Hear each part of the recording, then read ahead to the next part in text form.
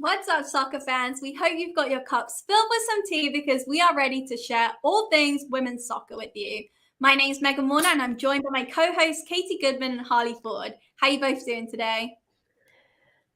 Awesome. That music always pumps me up at the beginning. I'm like doing a little shimmy in my chair like I'm in the club, got some like rave music.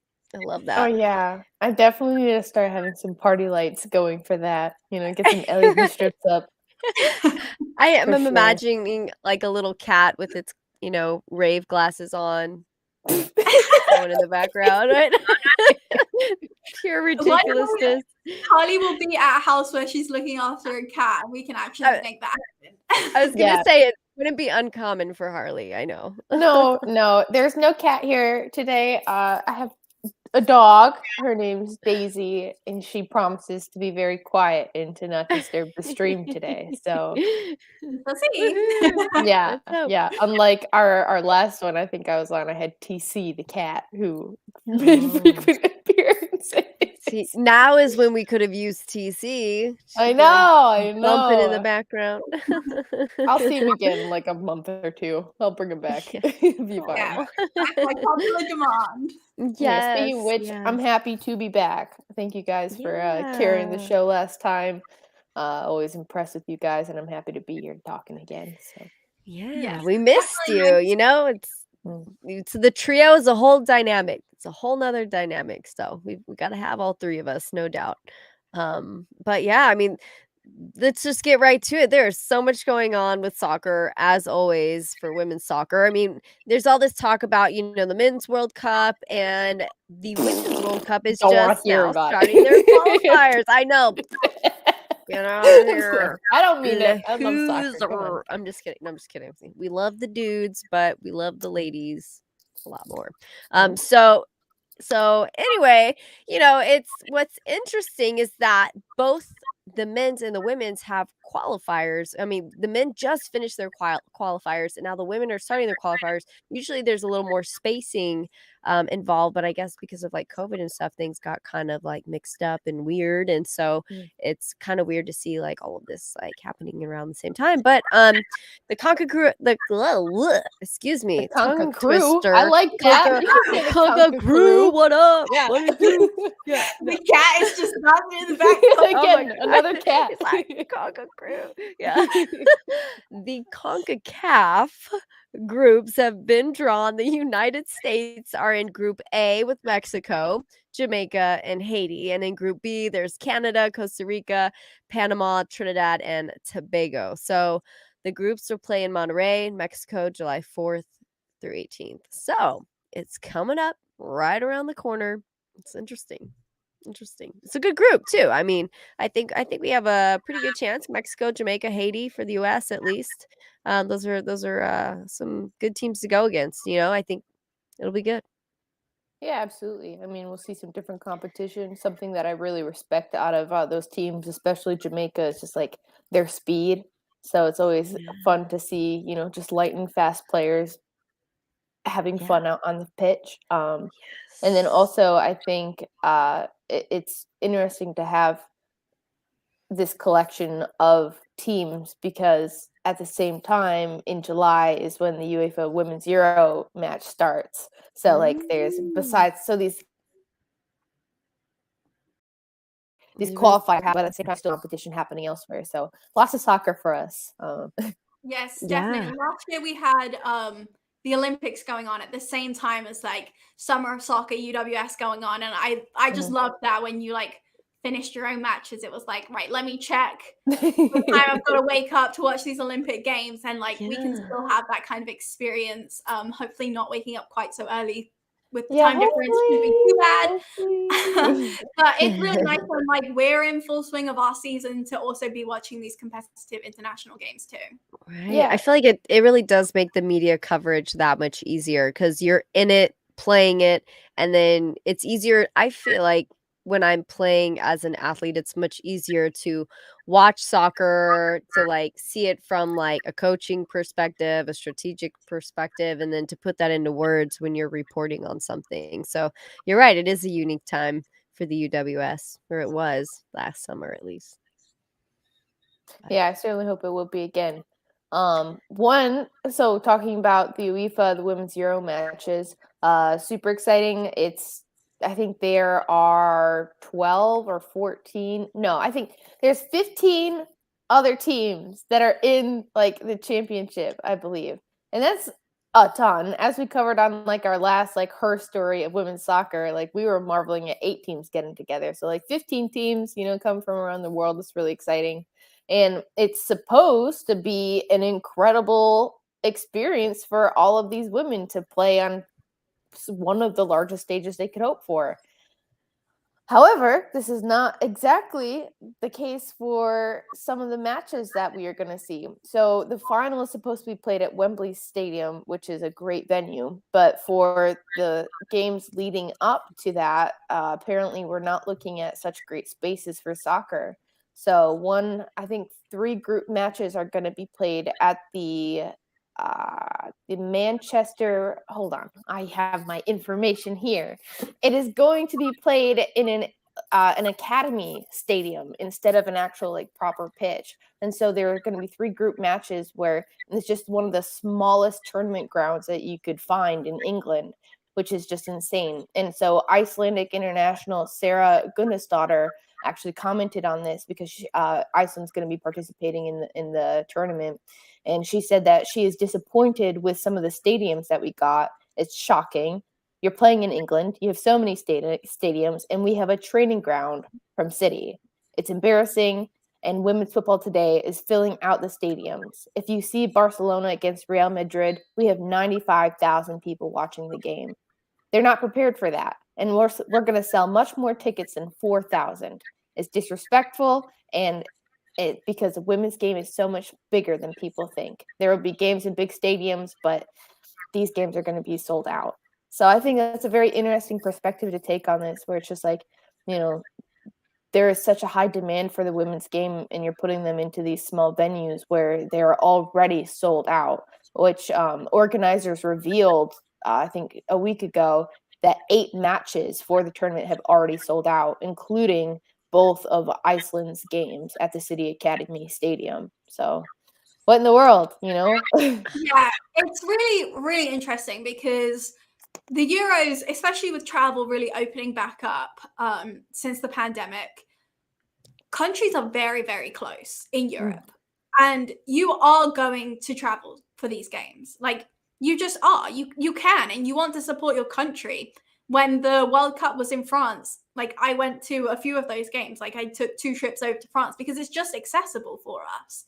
And so, yeah, to put in those stadiums where you think, like, how many facilities do we have all across England for these games to be held?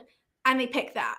Granted, I will say the Academy Stadium is very nice. Like, it's not like a terrible stadium. Yeah, it's not a cow pasture. It's just small. Right. It's just when you compare it. And I think what's also really interesting is that I'm pretty sure they've got Old Trafford as one of the other venues. So they do. England is going to open against Austria at Old Trafford on July 6th. So right. So you've got this literally the same city, Manchester United coming up big, saying use our stadium, a really famous ground. Like, a lot of people will just say, I really want to go to that stadium just because of the history that it has. And then you've got Manchester City saying, you can't have the Etihad, playing our academy one. I don't know. That kind of irks me, just like that comparison between what United are doing and what City are doing. Right.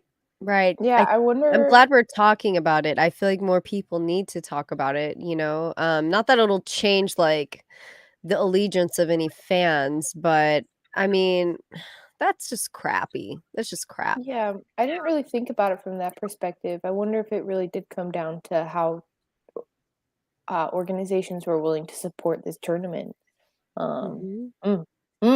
That's some serious speculation. I know some diehard City fans, so I don't want to say too much.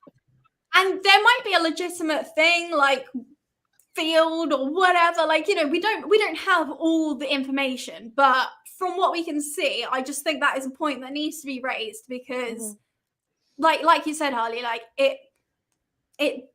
the supporters are there and want to see a game, and some people might find themselves getting turned away because of that smaller location. It's not a bad ground. We're not saying anything bad about the Academy ground because it is really nice, but it's just not the same.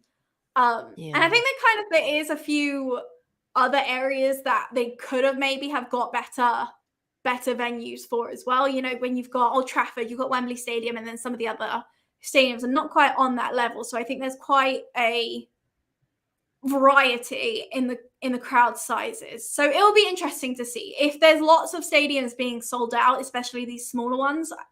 I think we've got a great argument to say, do not do this again. So hopefully people are there. Maybe it's a blessing in disguise, like you're saying. Like maybe the fact that they're selling out these small stadiums, it's a clear indicator that they need bigger stadiums, right? And had they not had the chance to sell out the smaller ones, then maybe people wouldn't have believed that women's soccer is so successful.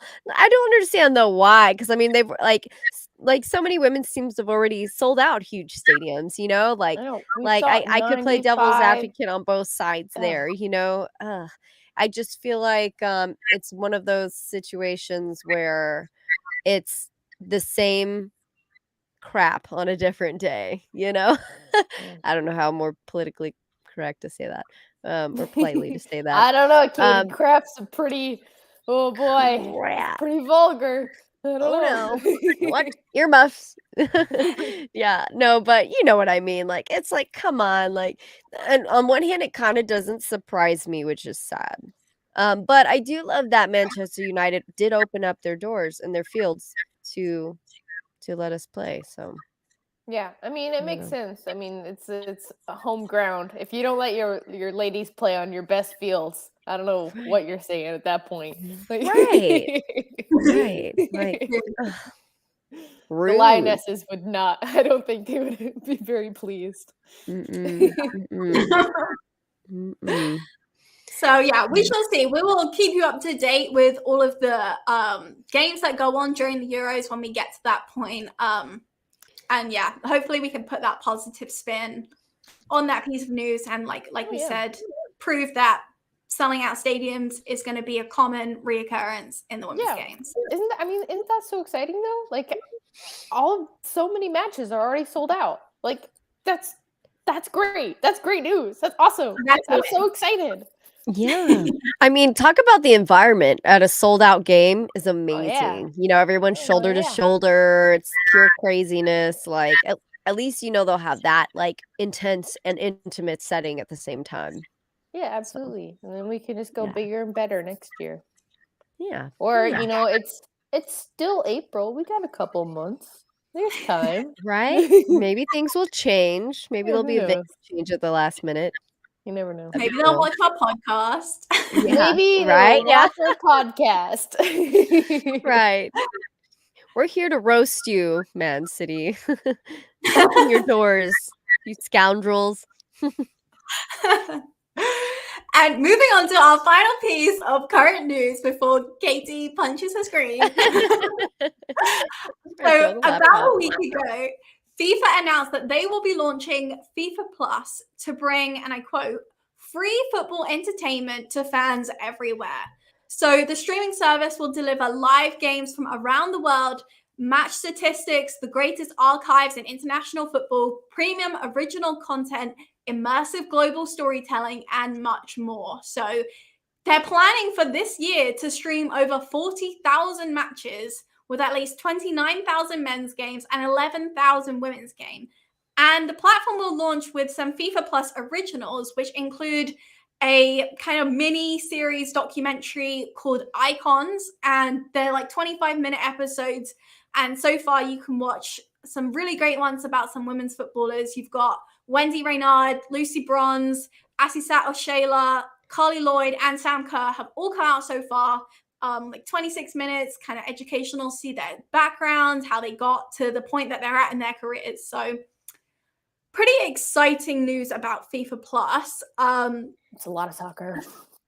That's great. A free streaming platform with over 40,000 matches strikes to me as a pretty big deal. And it has been said that there is no plan to charge a subscription fee for the service, but that doesn't mean to say that we may not evolve over time. Should there be a value proposition that allows us to change subscription if we step into premium rights or adopt another kind of model? That was said by FIFA Director of Strategy, Charlotte Burr. So they said there always will be some kind of free experience on FIFA Plus, but like we might need to take advantage of this right here, right now, because I mean, that's a lot of games for free. And this is a topic that we're going to be talking about a lot in this show. I mean, that's great for soccer because to find coverage of games is proving to be pretty difficult right now. Yeah, and also it'd be really great to have like an actual catalog of, matches instead of seeing where they are every which way, which is, the exact point of our conversation today. It's just like the wild goose hunt it is to try and get a single women's game in your house. It seems like it's very difficult. I And like, absolutely love. Go ahead. oh Sorry. no, go ahead, Katie. No, it's fine. I was just gonna say I just absolutely love that it's all in one spot because, like you guys know, we've struggled so hard, just like exactly what you're saying right now, to get women's games, and like of course, I feel like if they put that many games on a platform, they're gonna have to charge for it at some point. But I'm more than happy to pay for that if I know they're all gonna be on one platform, and I'm also interested to see what the viewership rates will be if all of these games are available at the same time. Like what if I want to watch Man City or Man United? I mean, screw Man City. I want to watch Man United on one screen and then something in the NWSL on another screen. Like that would be amazing, or like I wonder if people don't have to choose between watching it on a mainstream platform like ESPN or Fox Soccer, if they can have it all in one place, if the rates don't go up even more because they don't have to dig and find it, So I think it's just great all the way around. Yeah, I mean, Megan can go into this a little bit more, but can you tell me, Megan, where we can watch like women's soccer now? Can you tell me how I'm supposed to watch women's soccer? Okay, so here's what I'm finding is that I'm extremely confused about where to go. I am personally, I am very interested in both men's and women's soccer. So I want to be able to watch both. But right now I am finding myself basically on YouTube watching highlights of games and never being able to watch a full 90-minute game because I can't find them.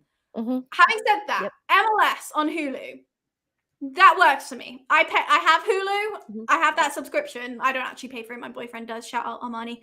But I have MLS games on Hulu. Great. Living the dream. NWSL, not on Hulu. Because that would be too easy to have both leagues on Hulu. No. Right. NWSL has partnered with Paramount Plus. Which is so like if NBC. You want to pay, Yeah. So if you want to pay for the monthly subscription of Paramount Plus, that's how you're going to have access to most of the NWSL games. Some of them will be televised, but I don't think it's many. Like I'm talking, I think Orlando Pride has maybe 2 games that are going to be televised. It's definitely a low number. Yeah. And now I was also having this conversation with Armani about, well, in your regions in America, do you get access to your local team's games? So like if you're living in Central Florida, will you be able to watch on TV all the Orlando Pride games? And if you're living in Houston, you'll get all the Dash games. Like, does it work like that? I don't know. Yeah, that's a great question. And I don't know the answer to it because I don't think I've ever seen like a women's game on like live television unless it was being streamed. So sometimes it also depends on how many teams are in the league, how well they're doing in the league, and who wants to give which game exposure. So like this happens at least in NBA sometimes where like you have like a regional network like Bally who might cover a team like the Spurs who have not done super well this season, and so they get regional coverage versus national coverage unless you're playing a really good team who wants you or who ESPN wants to pick up and give national coverage too, right? So I don't know. I don't think it's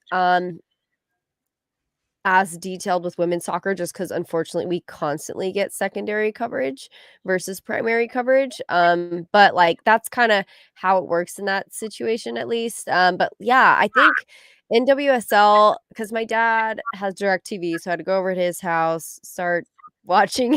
I'm like, I have a game on his TV, I have a game on my iPad, I have a game on my cell phone, and like all different subscription services. So it's just a Right. pain in the ass no matter how you spin it at the Well, moment. Like but that's what I'm saying. Like, this is crazy because it to is watch a crazy. women's game, you are there's some other parts of the list is like if you want to watch a women's Super League, you're gonna have to watch it on the FA Player, which is free apparently, but it's another service.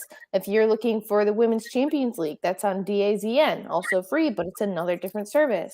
So you have Paramount Plus. If you want to watch another men's game, it's going to be on NBC, but you also have Hulu. We have DAZN, the FA Player, and now we have FIFA Plus. And then you're also supposed to have cable television if you just want to watch like a regional game. I think this is crazy. Right.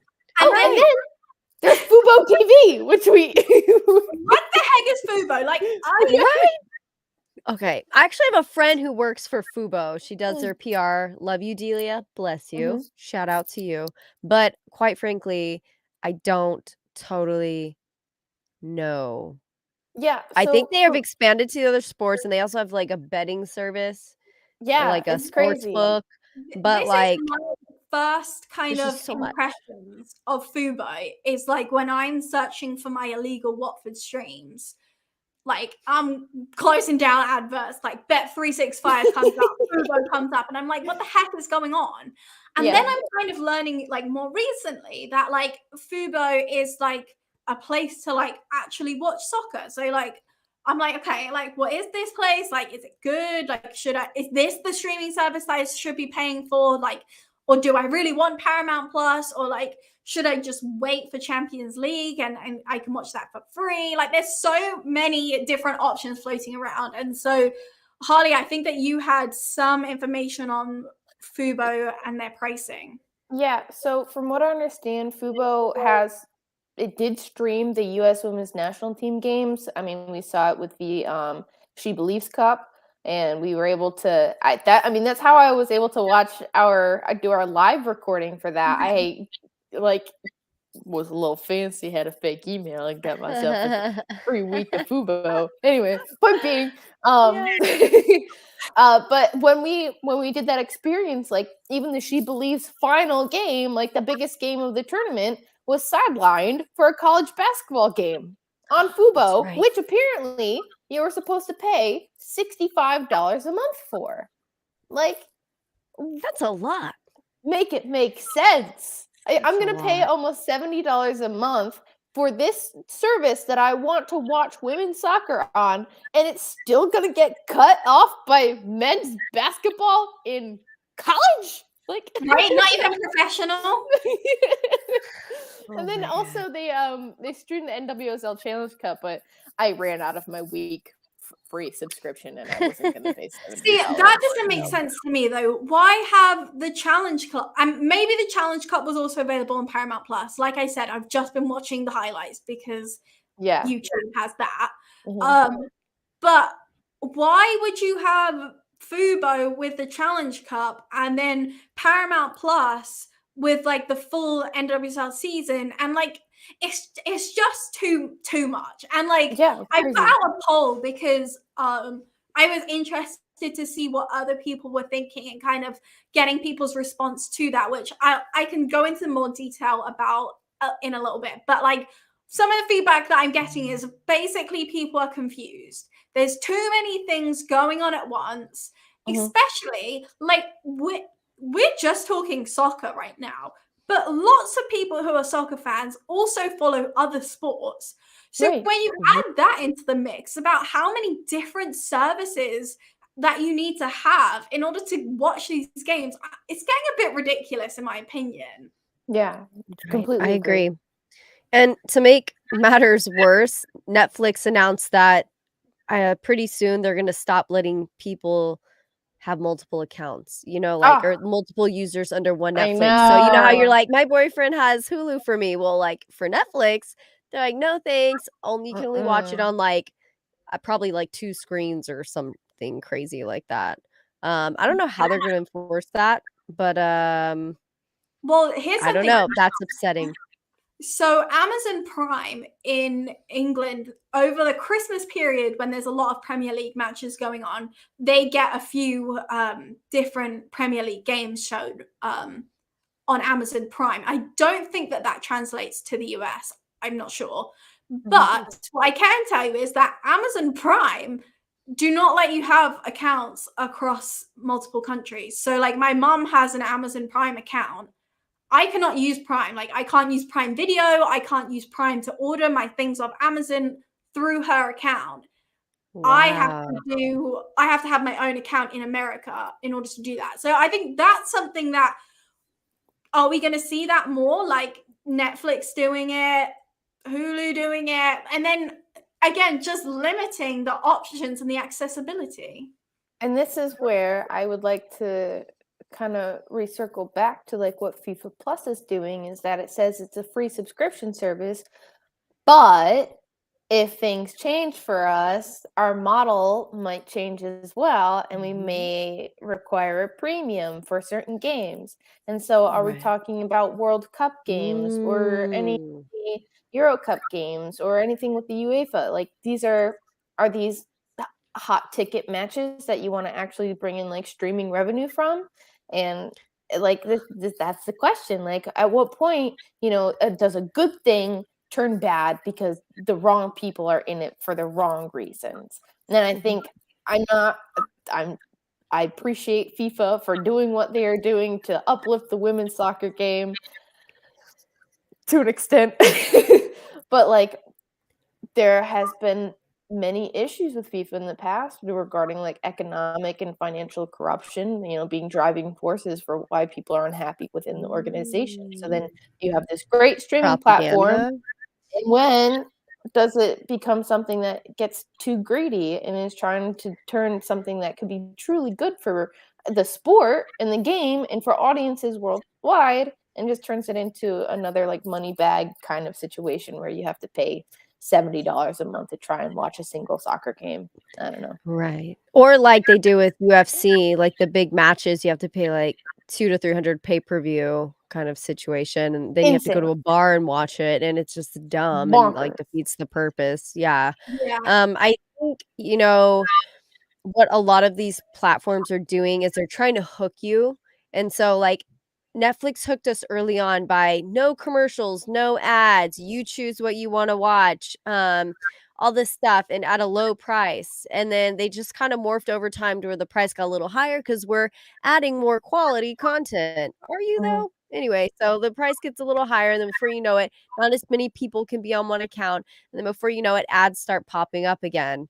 And so I just think that I find this so interesting because on one hand, everybody has said, "Oh, let's jump on this new thing that's affordable." But did we kind of screw ourselves in the long run from cable? Like, was maybe was cable actually the best possible situation we could have had? It wasn't. Like, I mean, I know there's a bunch of terrible conglomerates and terrible people involved with Time Warner Cable and whatnot. Like, I'm not saying that they're good people, and I guess you don't get to choose your content, but I don't know. I'm just like, well, something's here's gotta give.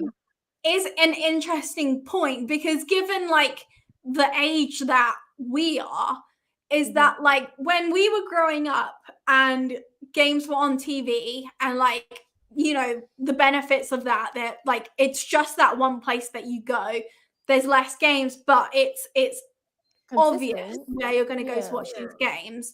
We were never paying for that because that's like our parents would have Sky Sports, have ESPN, whatever it was that they needed to have, and we had no concept of like the money situation. So I think it's interesting, like, because I know I'm sat here thinking like, I don't want to pay for all these subscriptions, and I'm also like well, my mom pays for Netflix, my boyfriend has Hulu. Like, so do I really pay for any of the subscriptions? But like, that's not the point. But that's the model that works for people, is being able to share these accounts. It's like, okay, you got Netflix, I got Hulu, they've got HBO Paramount Plus. We're Max, all gonna Paramount like Plus. make this work for everybody. But now they're about to like keep even that from Yeah, happening.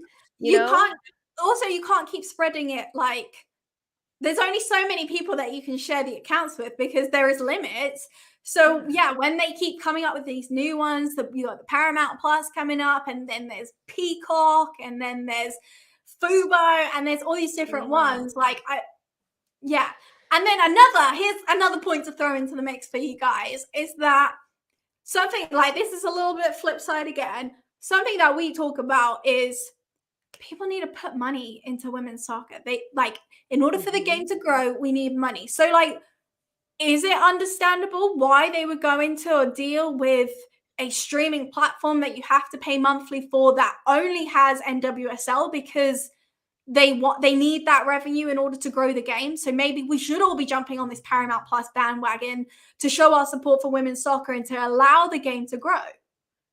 The problem is only the diehard fans are going to purchase the tickets, and the benefit of putting NWSL on a bigger platform or a different platform that is just typically getting more exposure, that means they're gonna get they can increase their fan base, and the more they increase their fan base, the more money they're gonna get. So like, when I think about NWSL being in FIFA, I think that's a wonderful opportunity to see who actually is getting the most engagement. I think it's a great sample size. It's a great way to research like where the interest actually lies when you don't have to go to multiple platforms to watch a game, when all the games are on one singular platform. But then that brings up, okay, is all of soccer going to be on one platform? Is all of basketball and then all of football, are they each going to have their own platforms now? Or like, I feel like soccer is different because it's a worldwide sport, that is like heavily, heavily followed worldwide, whereas NFL is like ancient here and only. beloved. Yeah, and basketball is only really here. Like, not only here, but it's like the dedicated viewers are mostly here. So maybe like it's great. Maybe FIFA should have their own platform, and then like all the other sports should just be on like ESPN or Fox Sports. Like, I wish they would pick one though, so we didn't have to pay so much. Yeah, see that, and that's the issue. And then also, I don't even think the NWSL is paired with FIFA Plus. Like, FIFA Plus really has, I don't think that those games will be on FIFA Plus from what I understand so far. Yeah, that would probably be like one of the last leagues I would expect to join with FIFA Plus. Well, then screw FIFA Plus. Like, wait, no. Like, the whole point. The whole point of it being a great thing is to be able to watch every single soccer game in the entire world happening on the one platform. That's what I want. I mean, but if NWSL isn't in it, then I'm like, I think like that could be maybe their end goal, but for like, they have this deal with Paramount Plus for now. Like, I don't know how many years they went into that deal with Paramount Plus. That's great. Okay, so the years the contract that is existent for whatever they got going on between the NWSL and Paramount.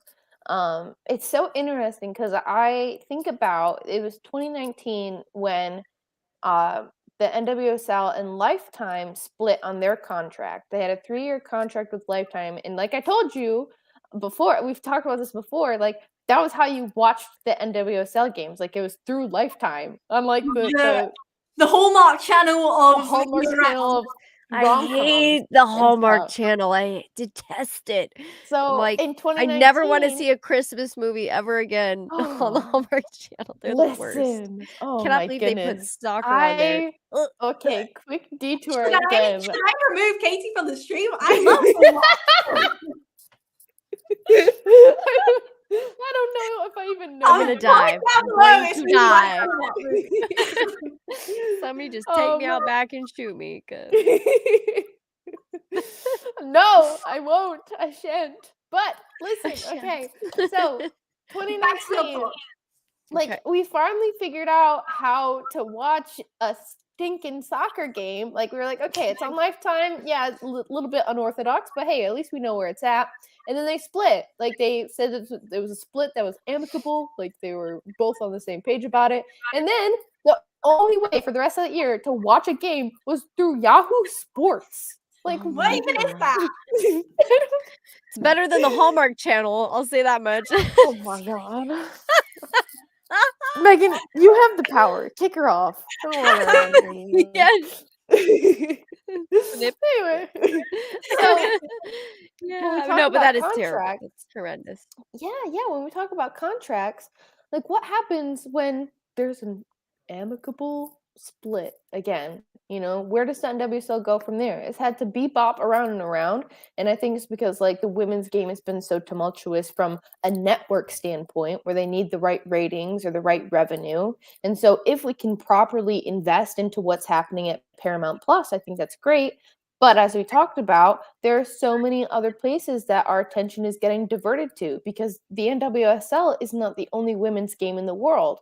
And then the NWSL also is not the US women's national team. It's not the Super League. It's not the Champions League. It's not Premier League. It's not the Women's MLS. League over in Australia. I mean, there's so much in the world. And so for fans of the game, their attention is diverted into so many different places, into so many different services that cost so much money. It's just, how are you supposed to support the game at once when you're spending $100 just to watch anything? It's crazy. Anyway, Right, sorry. Between streaming services and different stadiums and limited capacity stadiums, like we've got a lot of hurdles in front of us. A lot of things we need to work out, you know? Yeah, 100%. Someone needs to have a meeting. I would love to see Hulu have both MLS and NWSL. I mean, maybe makes it doesn't sense to me. necessarily need to be Hulu, but I feel like if, given that MLS is American soccer for men and NWSL is American soccer for women, to have those two in the same place to work hand in hand would make sense. I feel like let's kind of, okay, we want to go this streaming route. How can we make it obvious? And can these teams be doing more to make it obvious where people should go? Like, can these teams be putting out on their own social medias, this is where you can watch the game, this is where you can watch a game, so it's a bit clearer to people where they need to go, how they can watch the games, and can we work together for a common goal? We're seeing the USLW League growing in this reputation because they're associated with USL. And we're looking at that and we're thinking, wow, like, it's crazy how they can just come out of nowhere and get this great attention. It's because they've got that partnership with the men. So why is MLS and NWSL not kind of coming together a little bit more in that sense? And this is that would be interesting to do a deeper dive on. Go ahead, Harlie. because it's not like they aren't already working hand in hand. I mean, many teams are sharing stadiums. You have the Houston Dash working with the Houston Dynamo, the Orlando Pride working with Orlando City, Portland Thorns with the Portland Timbers, or Racing Louisville FC with Louisville City. Well, I guess, I mean, that's the USL team, but not MLS. But you know what I mean.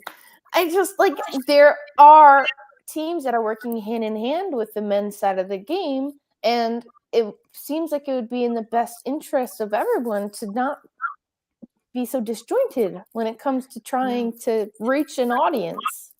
Especially, sorry, I was just going to say quickly, you've got a lot of people out there who they love soccer, both women and men, and they're happy. It doesn't need to be kind of this like separate, like super separated thing. I feel like it's kind of hard to talk about in a sense, because like I don't like women's soccer to just be like, it's all about the men, but oh yeah, the women are playing. Like, that's not what we want. Like, we want them to actually work together for a common goal. But I think there's a lot of people out there who are genuine fans of soccer and they love to watch both men's and women's. part of me wonders if the part of the issue doesn't come down to the MLS teams that aren't partnered with an NWSL team. Like if maybe there's some situation there where like league wide they couldn't come to an agreement about being on a certain platform or something. But either way, you'd think, like, I feel like if it were simple enough for them to do it, that they would have made sure that they were all on the same platform, especially from a business standpoint, being a business that owns both a men's and a women's team. It seems like you would want them all to be able to, for people to consume the product, so to speak, in the same spot. But if they can't do that, then there must be something else going on that we're not aware of. And I think that justifies a deeper dive into to seeing why they're not on the same platform. And I think that if NWSL and MLS were both on Hulu, I would definitely only have Hulu. Right now I have Paramount Plus, and then I bum my dad's DirecTV to watch MLS games. But like I think that if FIFA had all the games, that would solve just so many problems. If everyone in the world who played soccer would just put all their games on FIFA Plus. But I think part of it is an exposure thing, part of it is, like, but if it's free, why would, like, you're just gonna have people pouring to the platform if all the teams agree to just be on FIFA Plus. Like, it won't be an exposure problem if everyone just agrees to play their games there.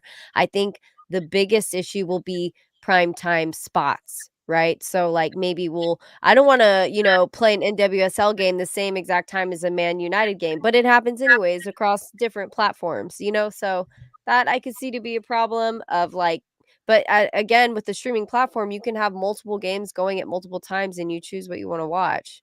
So, I don't know. I don't know. I wish they would just put them all on one platform for us soccer fanatics so we could just have the one-stop shop for soccer. And I think Yeah. that sport in itself justifies having its own platform, whereas I can understand where NFL, NBA, whatever would want to stay on DirecTV or like ESPN, Fox. Like they're not going to get their own platforms, because there's so many people still consuming that game on cable. That's my personal opinion. And like Paramount Plus, like it's an affiliate of it's either CBS NBC. or NBC. Okay, yeah. Yeah. So it's an affiliate. Like a lot of these streaming services have cooked up deals with these big cable companies. So that's another thing that I can see to be a challenge. Like what about the older people who still want to watch soccer and they want to watch it through cable and not streaming? Who is FIFA going to partner with on that one? And how are they going to distribute a Premier League game versus an MLS or NWSL or Euro, whatever, FA Cup game. So, I think it's all kind of a cluster, and I'm glad I'm not the one responsible for organizing it. But if I could just say one thing to one person in charge, is that put all the soccer games in one place for us, please. Make our life a little easier. And, another thing would be the teams themselves being better at telling us where we can watch these games, how to access them, or it would be cool to even like I don't know, maybe for one game, offer a free code to just watch the one game. You have a one-day access to watch this game live streaming. Maybe throw that into your marketing budget. I think that would be cool if they could do something like that, so that you could watch one game, you could get the experience, see what it's like, and see if you wanna keep that whole platform, just like you got that 1 week free subscription, Harley. But, like, Right. if the teams could give their own coupon code or something, that would be cool. Yeah, and I mean, my subscription with Fubo made it very clear to me that it was not something I was interested in because, again, they sidelined the biggest game in the She Believes Cup for a college basketball game. Yeah. Yeah. Anyway, Yeah. it's a very complicated matter. I don't even think we've brushed like across the whole surface of it because it's not just a soccer issue; it's an everything issue. It's not even just a sports issue. it's an epidemic of streaming platforms at this point. There are too many. Yeah. It's insane. It gives me anxiety just talking about it. Yeah. So, but one thing that is cool about it, and I think because this show has gone a little bit long, because I think we're just so passionate. We got knees deep. Yeah. Megan was able to develop some really great questions that, maybe we can put out there onto the Twitterverse, and we can have our audience members answer, such as like, when you want to watch a sports game, do you think it's difficult to locate it? And we get some other things like that. So we'll try and get some engagement out of you guys to see maybe if someone else out there has some answers that we simply could not figure out. Yeah, definitely. And just a quick recap, I did put out a poll earlier today. Very interesting, the results. So I put one out on Twitter. Does it make it more accessible, or are you now paying for a bunch of different streaming services? Now, 64% people said that they love these streaming services. They're for it. 36% said they hate it. Conversely, over on Instagram, 25% love it and 75% hate it. So it looks like we're pretty much all over the place between some people love it and some people hate it. And we definitely want to know your feedback. Like, you don't vote in the polls, but also reply and tell us how you're feeling about the whole situation. I think a lot of that has to do with the demographic of the platforms as well. Yeah. It's going to be younger people on Instagram than Twitter. That's just my humble opinion. But I find that very interesting. And I would like to know your opinion if you're out there watching or listening. Let us know. We'll be posting throughout the week. Yeah. At us, at me, at all of us, and our cup of tea. I mean, we literally changed our username to make it more accessible for everyone. So please use it. Come on. Give us. But we hope that you have found this chat informative. You've kind of gained some insight on maybe where you can go, what subscriptions are the best ones to get to watch certain things, and definitely let us know your thoughts and opinions, because as you can see, we have lots of information to provide you and opinions on the whole subject. So yeah, we really hope you enjoyed tonight's show, and we'll be back with you in about 2 weeks with more WOSO content for you. Thanks, guys. Yeah, thank you. Thanks.